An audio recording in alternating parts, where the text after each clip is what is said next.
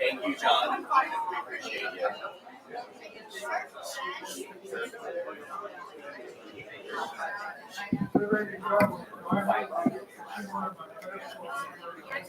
Ladies and gentlemen, if I can have your attention, we'd like to start, please.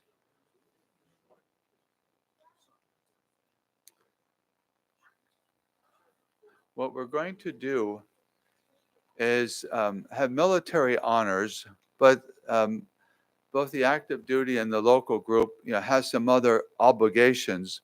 So what we're going to do is we're going to start the service here, and then we're going to pause. And then the active duty United States Marine Corps will come forward with the flag, and then you will be able to hear the 21-gun salute that the Emmaus Veterans Committee will be honoring him. And the flag will be presented, and then we will continue the services. I'd like Jenny to come forward. She's going to say a few words, and then we will do the military.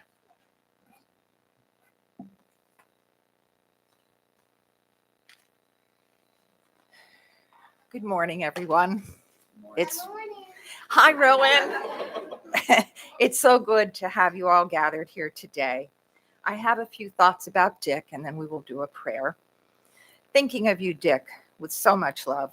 For more than 60 years, we have known you. We have laughed 1,000 times with you. We have hugged you hundreds of times. We have walked 1,000 miles with one another, with our families through life's ups and downs. We've laughed 1,000,000 laughs. We've cried 1,000,000 tears. We've held each other's families through all these years. We partied through hundreds of nights along with Pete and Brenda, Andrew, Lynn, Gary, and others. You could dance better than anyone I've ever known, and oftentimes alone. In the middle of a party, you would dance. You couldn't not dance, especially with our booming stereo systems. We loved the same crazy music. We dated, we wed, we birthed our children and raised them as our lives were woven together. We celebrated the milestones and held each other through the storms. We summered at Meadow Pool and the occasional trip to LBI. You loved the Poconos, Stone Harbor, Florida, Disney. Thousands of times on the phone, Nancy and I talked about what? Our families, of course, plans and dreams and challenges. And through all of it, love has held us together. You have been a gentle giant in this world. When I was studying art at Barnstone on Hamilton Street, we were looking for a larger space. And I said to Dick, do you know of anything? He came up with this gorgeous 2-floor, beautiful warehouse space. And because of that, Dick, hundreds of artists have learned their art and have gone on to have wonderful careers. You loved Stone Harbor and the annual art show. It was huge and complex, and you and your dad navigated that for many years. You've always loved art, and here at the end of your life, you went full tilt into your art, which is beautiful. And I think of your passion for giving back to the cystic fibrosis community after losing a sister and a brother to this disease. Both you and Nancy helped support that organization for years. You found so much joy in living and loving and giving. The infamous grab bags come to mind, and your amazing food that you cooked for family and anybody else that was around. I'm thinking of your homemade pierogies. Both you and Nancy have been a light in the world. You've held onto one another for all of these years. Nancy never wavered throughout these difficult days and years. She navigated all that you've gone through by your side. Your love has been deep and true. Nancy walked you home. And I know you appreciated the support that your family has been in these last couple of years as you went through so many rounds of doctors and cancer treatments. And yet you never complained. Quietly and without recognition, your family and friends have shown up. Thank you. If there would be one song that would sum up your life and all the joy that has been given to us through the years, it would be Celebrate by Sly and the Stones. I can't even imagine the huge party there was when you crossed over to the other side, my friend. Thank you for teaching each of us to celebrate each and every one of life's moments. We love and miss you, but until then, carry on and celebrate. This is an Apache blessing that I love. May the sun bring you energy every day, bringing light into the darkness of your soul. May the moon softly restore you by light, bathing you in the glow of restful sleep and peaceful dreams. May the rain wash away your worries and cleanse the hurt that sits in your heart. May the breeze blow new strength into your being, and may you believe in the courage of yourself. May you walk gently through the world, keeping your loved one, Dick Blair, with you always, knowing that you are never parted in the beating of your heart. Would you pray with me? Dear Lord, we remember Dick Blair, husband, pop, grandpa, uncle, friend, brother, whose memory is a comforting embrace to us today. A life fulfilled, no longer caught up in the earthly struggle. Dear God, you have given him eternity, which is a restful place, and Dick certainly has earned his joyful right to be there. He is at peace, and his spirit goes with each and every one of you, every moment of every day. When you see a sunrise or a sunset, or walk on a beach, or look to the mountains, he will be there. He will be in the singing of the birds that he loved to feed and watch. He will be in the beautiful flowers and trees as the seasons roll around. He will be in the rainbows and the rain. He will be in the bright sunshine and the blowing wind. He will be in the love that you continue to share with one another. He will be in the bright eyes of all the children, especially the grandchildren. He adored you. He will be in the music because it filled him with delight. He will be with you at every celebration as he loved to gather together with his family and friends. His spirit lives on in each of you. Dear Lord, we pray that until the day comes and we are joined in the great beyond, that there will be only gladness in the memories we hold dear of our deserving soul, Dick Blair. And we pray this in Jesus' name.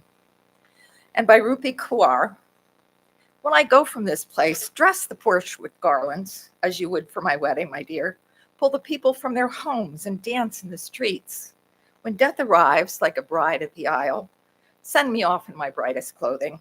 Serve ice cream with rose petals to the guests. There's no reason to cry, my dear. I have waited my whole life for such a beauty to take my breath away. When I go, let it be a celebration, for I have been here. I have lived. I have won at this game called life. From 2 Timothy chapter 4, we are reminded, I have fought the good fight. I have finished the race. I have kept the faith. And from John 14, I give you, peace I leave with you. My peace I give to you, not as the world gives. Let not your heart be troubled, neither let it be afraid, for I will be with you always. And would you pray the 23rd Psalm with me? The Lord is my shepherd, I shall not want. He makes me to lie down in green pastures. He leads me beside still waters. He restores my soul. He leads me in the paths of righteousness for his name's sake. Yea, though I walk through the valley of the shadow of death, I will fear no evil, for you are with me. Your rod and your staff, you comfort me. You prepare a table for me in the presence of mine enemies. You anoint my head with oil. My cup overflows. Surely goodness and love and mercy will follow me all the days of my life, and I will dwell in the house of the Lord forever. And the people said, Amen. Thank you. Thank you.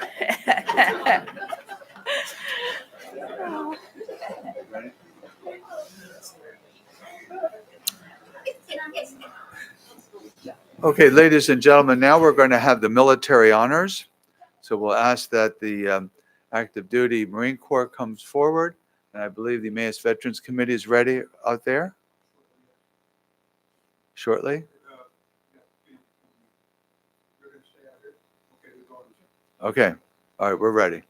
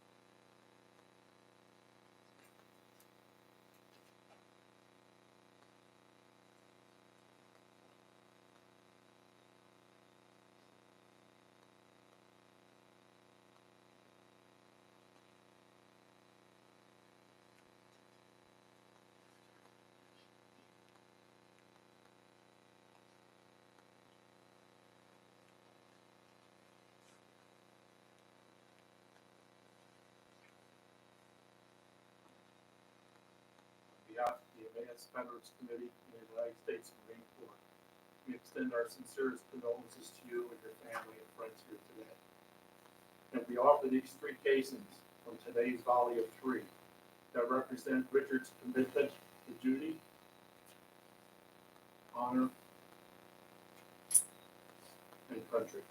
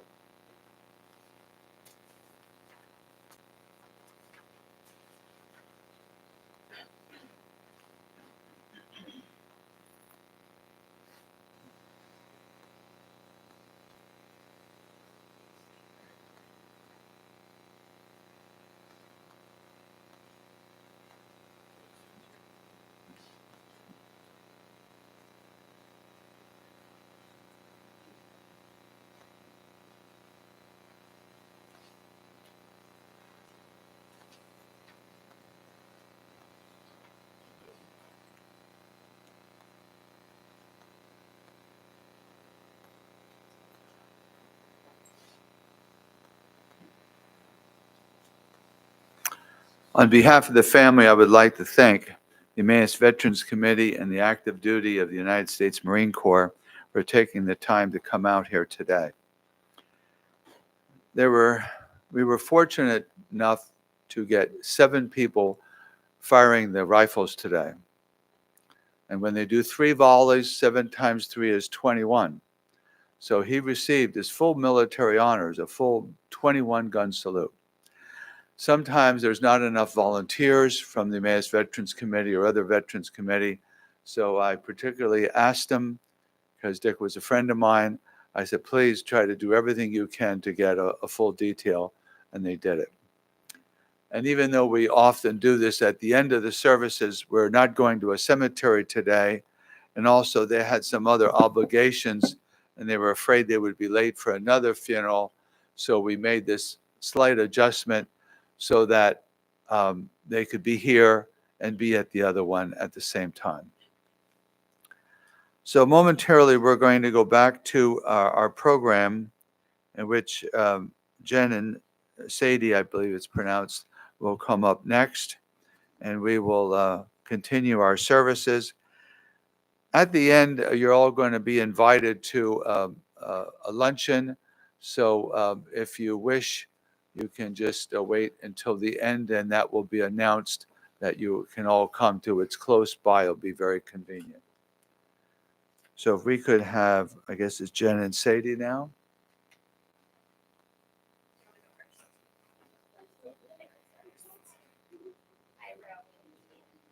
All right, you have to bring up yours, okay? Thank you. Okay. Hi, guys. Hi, Rowie. My Uncle Dickie. When I was looking for an almost perfect quote to sum up how I felt about my Uncle Dickie, which is really hard to put into words considering how amazing of a person he was, I came across one that was about a treasure. It reads, when someone you love becomes a memory, that memory becomes a treasure.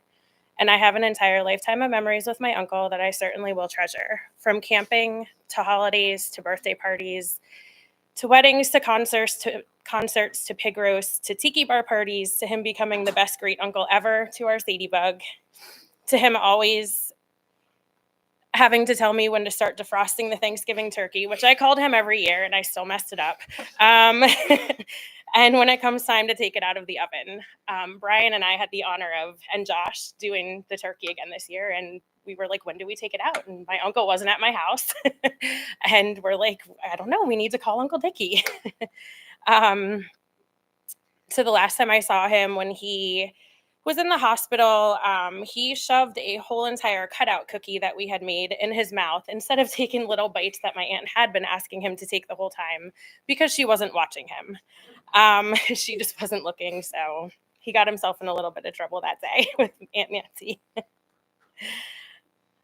In all of my memories, he was always busy. He rarely sat down at a family gathering. He was always, cooking or making drinks or cleaning up, just making sure everybody was comfortable and happy and having a great time.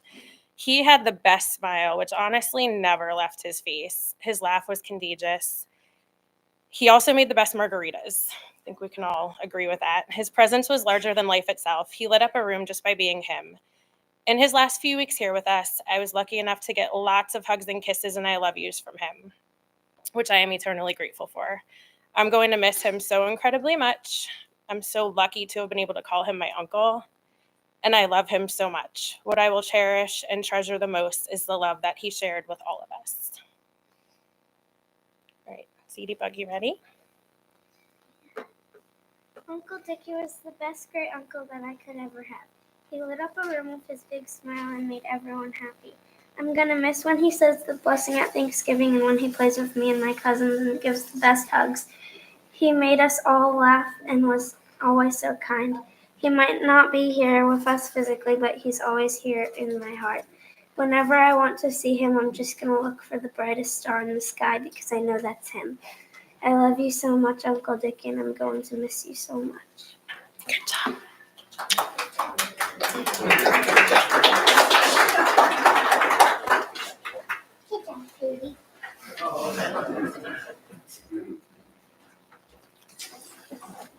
Hi, since Karen had to leave, I've been asked to read something from her. For Dick's memory book for his 70th birthday, I found these words about a brother-in-law. From the first day that I met you, I knew you'd be my friend. I knew that I could count on you no matter what life sends. You always have time to listen and time to give and share. By all your words and actions, you show me you really care. You are so special. It shows in all you do. I found a special friendship and I gained a brother too. As a brother, you are great. As a friend, you are the best. To have you in our family makes us all truly blessed. Dick, you mean so much to me. I've known you since I was 9. These words are who you are to me. Amazing, brilliant, caring, confident, compassionate, considerate, determined, devoted, fearless, faithful, friend, kind, loving, loyal, original, sensitive, strong, talented, tender, thoughtful, trusting, wise. You will be missed every moment of every day. And I think I just want to add one word to that. He was always humorous. Now, he'd be saying something that could be kind of serious, but then he'd throw something funny in there too. So he was quite special.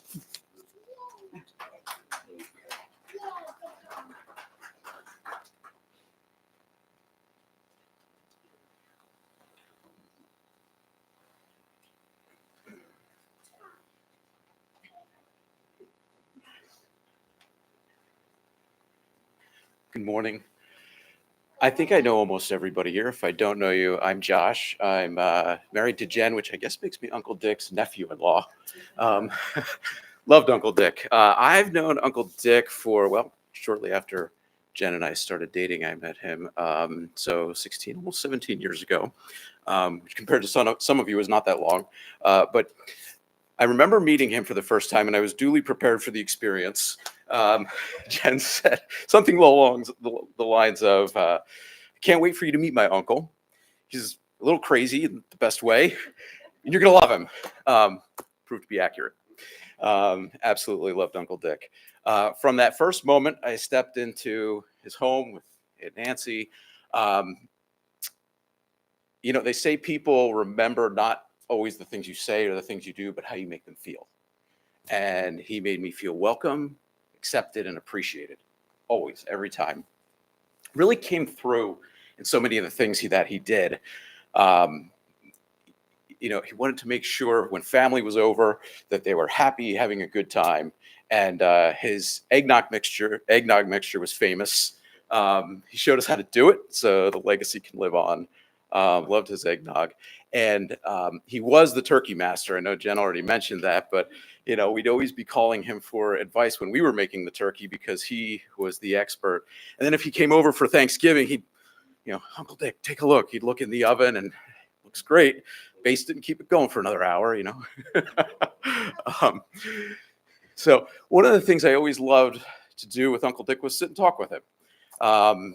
It probably started as us having a beer together, but you know, just the ability to sit and talk. And I really don't even remember a lot of what we said. We could talk about anything from sports to local events to the weather. We would solve the problems of the world, and just that camaraderie, that conversation that we would have, something I'll always remember and cherish. And I look forward to one day doing that again with him in the next world. You know, in this world, C.S. Lewis talks about, you know, these are the shadowlands. These are where there's confusion and pain and, you know, maybe not fully understanding things. And even the Apostle Paul said in his first letter to the Christians at Corinth, now I know in part, and then I shall know fully. So in the next world, Uncle Dick and I might not have a lot of problems to solve, but we'll still love talking and having that conversation. We're going to miss him in the meantime. He's gone on ahead. We'll see him again soon.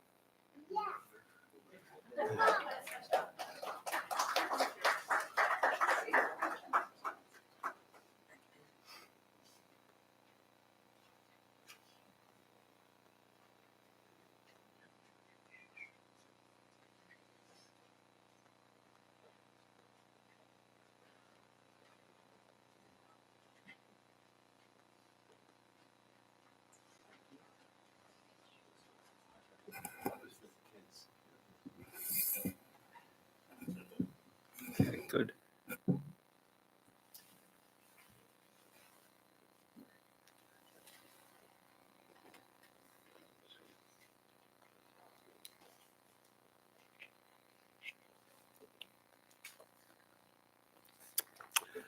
I first met Dick at Meadow Pool, probably in 1960. I rode my bicycle there from Alton Park. Frank Stevens was also a Meadow Pool member. So you might think of us as the three fun-loving amigos. At Meadow, we hung out with a group of about a dozen or so teenagers and played pinochle and volleyball and listened to pop songs played by Dick on his portable 45 record player. On Wednesday nights, we had teenage night swims. In the next year, 1961, both Dick and I got our driver's licenses. And that's when the fun really started. Both of our families had station wagons. So three wild and crazy guys, with or without dates, suddenly imagined what could be, unburdened by what had been. If not the world, then at least the Lehigh Valley had become our oyster. As an example of three amigos' automobile adventures, one rainy Saturday afternoon in the Blair Dodge wagon, Dick decided to demonstrate to Frank and me what speed he could reach in the 4 blocks from my house in Alton Park to Lehigh Street. I don't know exact speed we attained because my eyes were closed,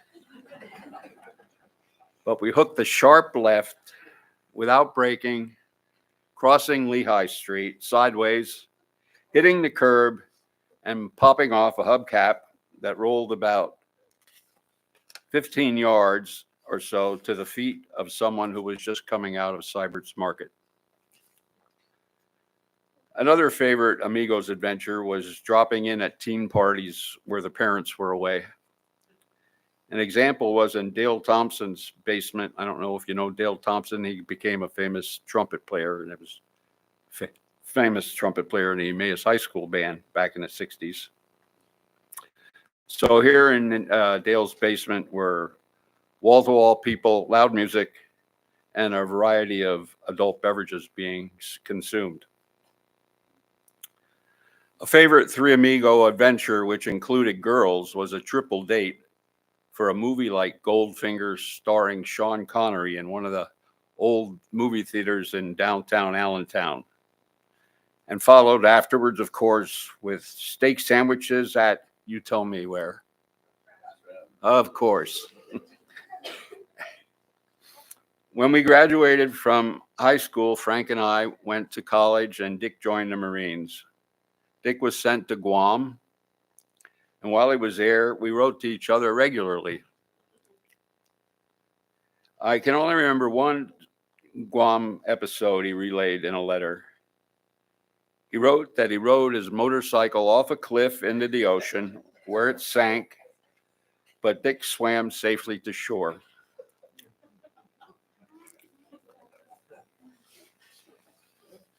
Soon after Dick was discharged from the Marines, I picked him up at his parents' home on Harrison Street to take him to the weekly Lehigh Sigma Chi fraternity Friday night party.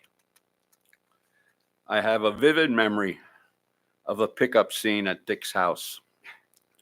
Dick's dad, Ernie, a former Marine himself, welcomed me warmly at the front door and told me I should go upstairs where Dick was getting dressed. When I walked into his room, Dick was pulling on a rather tight pair of paisley patterned slacks. I don't remember the shirt, but the finishing touch was a pair of mid-calf white boots with zippers up the sides. Picture that. We headed down the open staircase on the rear wall of the living room. Across the room, Mr. Blair was in his easy chair reading the newspaper. He looked up over his reading glasses, looked up and down scornfully at Dick, and said, quote, "My son, the Marine."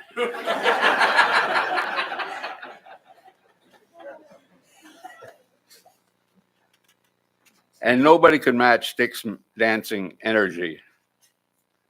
Flailing might be the one word I would use to describe it. When Nancy and Dick moved to their apartment adjoining her parents' house, this also became a favorite party spot. There were also some outside parties, and for these, Dick was self-appointed fireworks master. There were New Year's Eve parties at local restaurants and hotels. There was one of these at Danny's restaurant in Bethlehem. I don't know if you know that, it's no longer in existence. Where at the end of the meal, one of our party decided it would be fun to throw his lobster shells across the table. And then the rest of the people at the table joined in, throwing lobster shells around the tables. Fortunately, the disturbance was contained because the whole place was pretty crazy at that point. There were also a few destination locations where there was partying, Beach Haven being the most frequent and probably favorite spot. And once we went on a weekend trip to the Playboy Club in Great Gorge, New York. There are two more memories.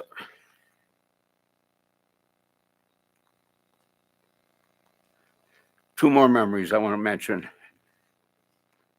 These are traditions involving just Dick and me. The first I'll call Saturday Vinyl. Dick and I were both vinyl record aficionados and collectors. So on any given Saturday afternoon, we got together in the dining area of Dick's house and listened to some of our favorite tracks on vinyl while popping a few beers. The second tradition I'll call the Tiki Bar afternoon. Here I would drop in Dick's backyard almost any given Saturday, where I would find Dick either doing some yard work or standing behind the Tiki Bar staring into space. We mostly talked politics and sports while we downed several beers at these get-togethers.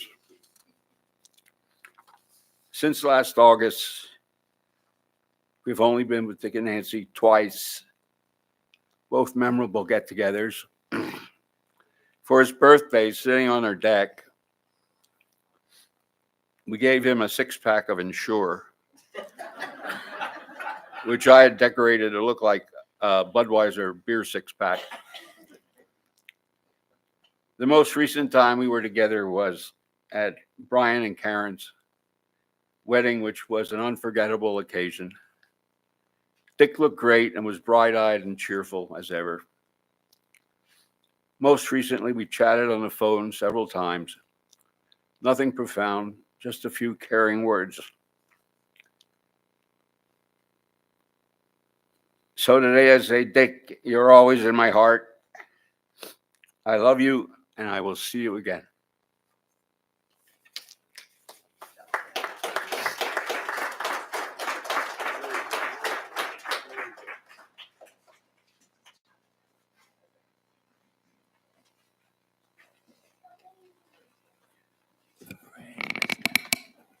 You get close to this.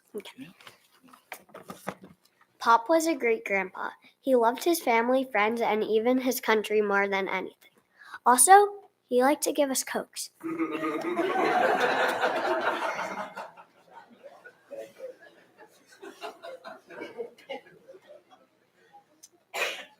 Wow, there's a lot of people in here.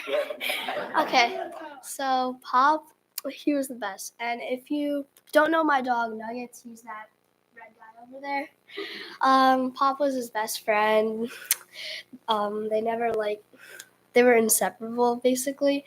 And I also loved when we got to go to his house. And I had just so many good memories with him. And now he's in peace, so I just love Pop so much, and I'm just so thankful that he's in peace now, and I hope I'll see him again.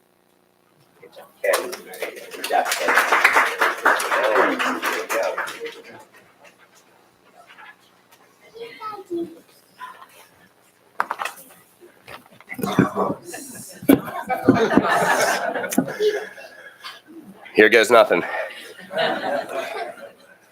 What are we but shooting stars, hoping to shine long enough to make at least one soul believe in the magic? In a world of likes, followers, and subscribers, my dad was an aberration. He didn't want fanfare or applause. He operated from the kindness of his heart. He was genuine. He was real. He was unabashedly unique, and everyone gathered here today should remember my dad for the good times, the infectious laughter, and the bright smile. He approached every day with a mantra: if I could make one person laugh today, I made the world a better place. The world is a better place because you were in it, Dad. Memories with my dad are endless, and I'm so grateful we got to spend so much time together. Some of my first memories with my dad are my fondest. Pulling my sister and myself on a sled for hours around the house in a fresh winter snow, teaching me how to fish or build a campfire while camping at Ledgedale, digging an egregiously large hole with an entrenching tool in the soft Stone Harbor sand just so we could hit water, driving me to basketball practices or games in a conversion van, of course, while listening to classic rock. So many of my favorite memories occurred annually during the holiday season with him, driving to Topton to get a Christmas tree that would inevitably almost always fall off the roof of the van on the way home, putting up more than the necessary number of Christmas lights outside the house, most of which would not work naturally, and his tradition of Little Christmas after the festivities of the days were all but over. Ironically, it is one of the things that I strongly disliked in my youth that has become one of my most cherished. As a member of the Catholic Church and a player on the St. Anne's CYO basketball team, attending Mass was a prerequisite for playing time. Going to Mass was not an option, it was a requirement. Neither my dad or I liked spending a portion of a football Sunday in a house of worship. Ultimately, my dad engineered a solution. We would get up at the crack of dawn and attend the first Mass of the day. The reason? It was the shortest. In exchange for waking up early on a day where we could both be in the comforts of our home, he promised me that we could go to breakfast together. Of course, I complained and resisted, but in those moments together every Sunday morning, I learned far more than any scripture or sacrament ever taught me. We would talk and laugh, and little did I know that he was continually teaching me valuable life lessons. It quickly became my favorite part of the week. Little did I know that this is how role models operate, and that's exactly what my dad was for me so early in life. The teenage years are weird. As I tried to establish my independence and assert my autonomy, I thought I knew everything. At the age of 14, I started to work for my dad, spending my summer days at Carpet Connection on the east side of Allentown. Those summer work days would start early, and I quickly realized I did not know everything. It was during these formative years that my dad taught me the value of hard work, the importance of being on time, and working with others. My dad's business wasn't flashy, and his showroom wasn't the most organized. Yet what always amazed me about my dad was his ability to talk and work with people. The way he navigated the many roles of owner, customer service representative, warehouse manager, and tow motor repairman. He did this seamlessly. He worked hard and provided for his family, and he never once complained about it. Later in life, my best friend Matt and I helped prepare Carpet Connection for retirement. Cleaning out the warehouse and showroom was bittersweet for my dad and myself. Looking back at it all, I can say without a doubt that my dad was the best boss I ever had. Upon graduating from college and going out into the real world, Pops quickly became my go-to whenever I had questions about life, or more likely how to fix something, because you know guys don't really talk about that serious stuff. Pops became one of the boys. We attended Flyers games, baseball games, and rekindled our love of going camping and chasing races. Cracking open a cold one with Pops was always something to look forward to. It was during this phase of our lives that Pops started to instill and pass along some of the most important life lessons that I will forever carry with me. Duct tape can fix almost anything. A little spray paint can make anything look new. There really is no reason to organize your tools. You're just going to need that hammer again soon. Planting flowers and having a garden is kind of cool. You can fit a lot of shit into a van. If you buy cheap beer, you can drink more. And it's always 5 o'clock somewhere. With retirement looming, I remember wondering and worrying what my dad would do with all that idle time. For those who knew Pop's, idleness was not his strong suit. As life would have it, it was around this time that my dad entered into one of the greatest roles in life, that of being a pop. Spending time and caring for his grandchildren was a highlight of any day for him. He approached the next generation of the Blair family with the same zeal and zest he did everything else in life. Taking the kids for walks, reading them books, teaching them how to paint or color will be forever etched in my mind.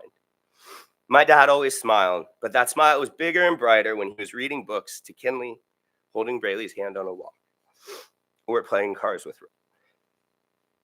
her. It was a role he was destined to fulfill.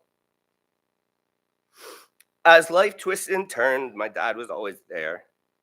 In the last decade, my dad firmly settled into a new and exciting role, my best friend. We learned to lean into each other when needed. We got to spend invaluable time together, and I'm thankful we did. My mom, my dad, my beautiful wife, and myself eating good food and often drinking margaritas.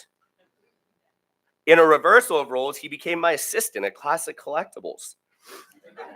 We would travel far distances in my SUV, sorry dad, I never got a conversion van, to auction houses, train shows, and purchasing collections all across the state. It was uniquely our time. He supported me just like he did in every endeavor in life, just like we had done for 40 plus years. We would talk and listen to music. Our talks became deeper, and I valued each one more than the last. He aptly dubbed himself Pedro, my trusty assistant who was there to help ship packages and organize collections. Despite endless training, he never mastered the true use of a packaging tape gun. Pedro will be forever missed. To conclude, my dad was my hero. He showed us all how to love and laugh, especially at television commercials. He instilled in me that hard work prevails and perseveres. He taught us that there is a time to fight for what and whom you love. He modeled how to be a caring father and a loving husband. His body of work was complete and profound. When my dad was diagnosed with cancer, he handled it with grace and was determined to fight for his family, and fight he did. He was a shooting star. from beginning to end. I wanted to leave you off with some of my dad's famous one-liners. Is that the old Belt Bazaar building? Your ass or a ham sandwich? I never understood what that meant. I'm happy. Whenever I'd ask my dad if he needed anything, that would typically be his response. At first, I thought it was weird. Then I learned to laugh it off as one of his other idiosyncrasies. Then I learned it was rooted in truth. My dad lived his life in a perpetual state of happiness, being with his family, enjoying a good meal, sitting outside on a perfect summer day. It made him happy. I know undoubtedly Pops is happy today. If we could all live our lives that way, how lucky would we be? On Thursday night, I embraced my wife at Longwood Gardens, and she whispered in my ear, your dad is all around us. As I shot a glance towards the heavens, a shooting star appeared. Thank you for a lifetime of magic, Dad. It's hard to say goodbye, and I grapple with how to end this, and then I remembered my dad had one last thing to say to you all. Hey, I love you guys. On behalf of the entire Blair family, and of course my dad, we wanted to thank you for the love and support that you've shown during these challenging times. Following this celebration of life, please join us to toast Pops. He wouldn't want it any other way.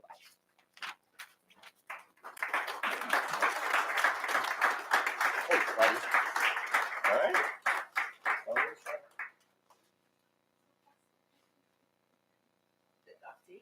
Pops love duck tea.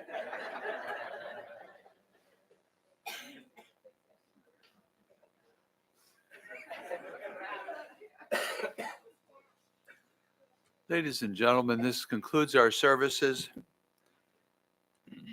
This was not a boring funeral.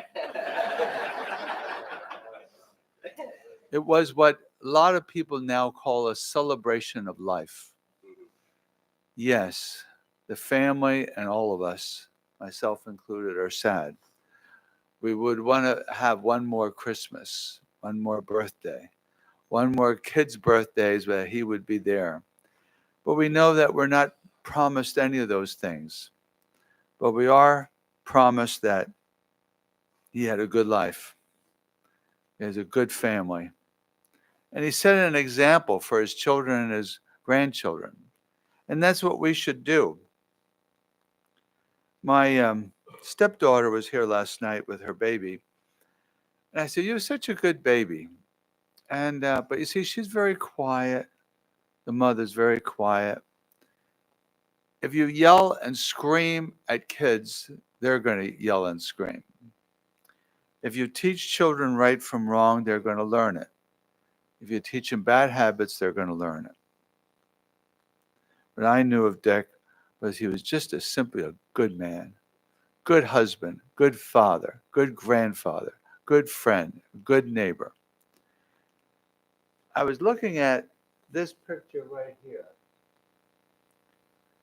And I was thinking, and I usually don't say this about men, I thought, boy, for his age, he's a really handsome guy. You know? but you know, he's tall, he's well-dressed, stood up straight and tall. Maybe we should all do that. Maybe we should stand up straight and tall and embrace people, embrace life, teach these children right from wrong, and hopefully they're going to grow up and be strong and be able to do things, and they have great role models, their parents and grandparents and friends. So this does conclude our services. You're invited to, I think you said Emmaus Fire Company number 1. Okay. So you can just go out Elm Street here to 6th, make a left, cross over Chestnut Street to the next block, Broad Street, and there it is. Big parking lot in the back. If you're not from Emmaus, it's very easy to find. You don't even need GPS. But we thank the veterans, as I said before. We thank all of you for your kindnesses, your donations to charity in his name, just simply coming here today and being their friend once again. Thank you so much. Have a good day. Why don't you greet the family over at the fire company if you have time? Thank you. Have a good day.